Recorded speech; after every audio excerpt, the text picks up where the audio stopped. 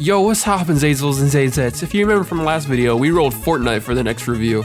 And I was excited to do this one as I have years of experience playing Fortnite as I pre-ordered Save the World. So let's hop right into this. Oh yeah! As a longtime Fortnite player, playing since Save the World was the only mode and pre-ordered it, I have to say, undeniably, Fortnite revolutionized the gaming landscape with its innovating gameplay and cultural influence. Not saying it's a good or a bad thing, but it definitely has. It's crucial to acknowledge the challenges it has posed to the industry. As much good as it's done, it's also ruined the industry a lot and indirectly. And we'll talk about that. And I want you to know this is a review, but I will shortly go over what Fortnite has done to the gaming industry in a whole before I start into the review. Alright, let's go. Part 1, monetization practices. Fortnite's success has led to the widespread adoption of free-to-play models with in-game purchases, which already existed, but they definitely went up after Fortnite was successful. Most often referred as microtransactions. But most people just copied the Battle Pass system, which Dota 2 did first, but Fortnite just popularized it, so it's not a new concept, but in a way they did it, it was new. While these purchases are often cosmetic, they can create pay-to-win dynamics and greedy devs in other games, where you already spend $60 just to buy a Battle Pass in games like 2K24, COD, and Overwatch 2, where players who spend more money gain advantages over those who don't. This isn't Fortnite's fault entirely.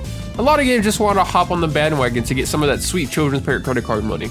Cause at the end of the day, that's every game's main goal. Some are just better at being reasonable than others. Part 2, influence on game design. Fortnite's massive success has influenced the game design trends, with many developers chasing the elusive formula for creating the next big battle royale sensation. This trend has led to an oversaturation of the market with these games, with numerous copycat titles flooding the gaming scene. Realm Royale, The Finals, Apex Legends. I feel about the proliferation of the Battle Royale games is stifling creativity industry and wasting money and dev time on games that are boring and very slightly different than the competitor's gimmick that last week came out. I'm not saying all Battle Royale games are bad, but I'm saying there's just so many you can never commit time into one without feeling FOMO about another. There's my little quick summary of what Fortnite has done to the gaming industry. It's done a lot more, but it's mostly done good, so I will cut it some slack for the most part. So let's get into the Fortnite review, what you came for. Fortnite Battle Royale, the thing that took the internet by storm back in 2017, where you go around, kill each other in builds. This game has been going on for years now, and it only gets better every year. But you know there's other game modes other than Battle Royale, but we'll go over what Battle Royale does first. Fortnite's flagship mode, Battle Royale, thrusts players into an intense fight for survival on a shrinking island with a storm closing in. With its fast-paced gameplay and ever-changing meta, Battle Royale keeps players on the edge of their seats. However, issues such as balance concerns, weapon disparities, and RNG elements have sparked debates among the community if it is fair, but it is what it is. There is pros and cons to both. There's two modes. Also, real quick before I go on, if you ever wonder why I don't use my voice in recording, like in games, I do, but I say some crazy shiz when I'm recording and playing games. So here's a little taste of why you don't hear it. You overgrown potatoes! Get okay, we gotta do that one. Gotta go. Just res me. Oh, didn't realize. Okay, dude, I had to fight like so many dudes.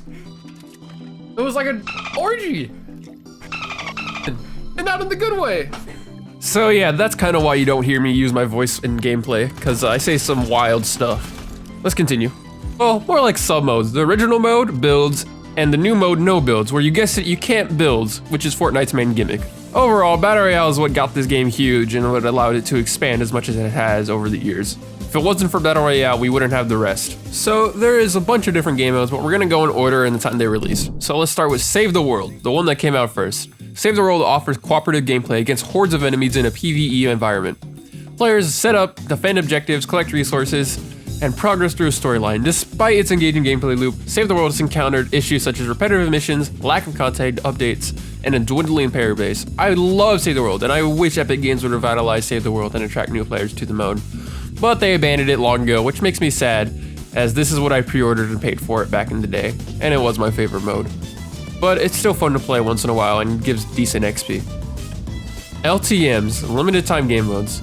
These are just limited time game modes that Epic releases once in a blue moon with a gimmick of some sort. Nothing too crazy.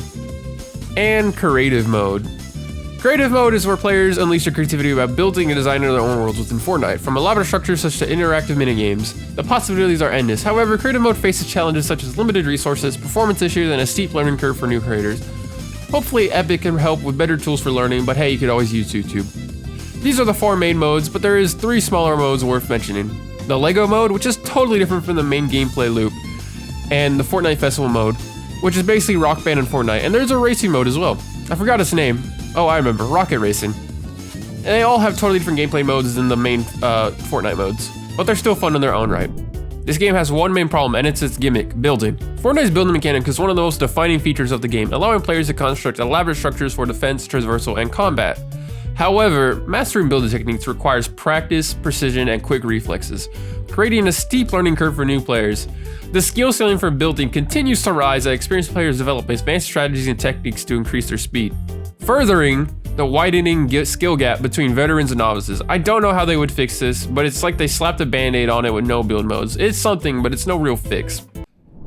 Final thoughts. Fortnite is a once-in-a-lifetime game that has started many fads that are still in use today. Overall, 9 out of 10, because the main gimmick building is a steep learning curve for new players.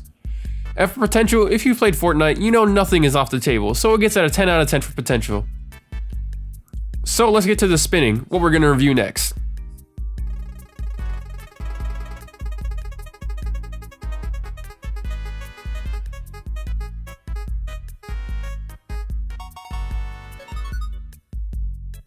We got Fruit Battlegrounds. I heard this looks pretty good, but I guess we'll only find out. Like and subscribe, Zazels and Zazets. What's poppin'? I'm not a big fan of the government. 30 on 30. I'm not a big fan of the government. 30 on 30. They need to hear this, Piccolo. They need to hear this. No one's stopping you. Oh, I'm not a big fan of the government. 30 on 30. I'm not a big fan on the government. 30 on 30. Piccolo, they need to hear this. They need to hear this, Piccolo. No one's stopping you. I'm not a big fan of the